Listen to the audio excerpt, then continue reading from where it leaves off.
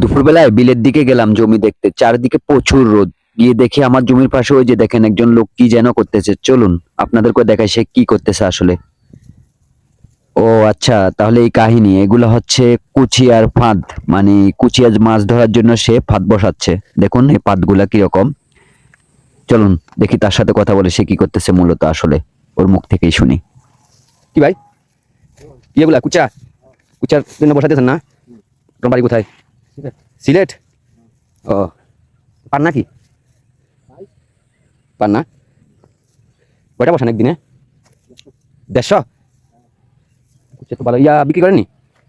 বিক্রি করেন কত করে? 500?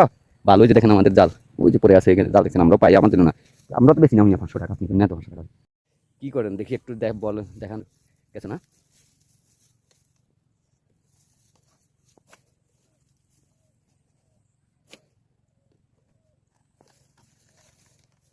ভিউয়ার্স দেখেন উনি একটা কাঠিতে এই যে কিভাবে কেঁচো, মানে কি কেঁচোকে ঢুকিয়ে নিচ্ছে দেখেন।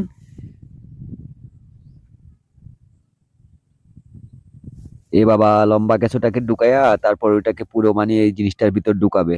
এটাই ওদের ফাঁদ। আসলে কত তরিকা যে আছে মাছ ধরার।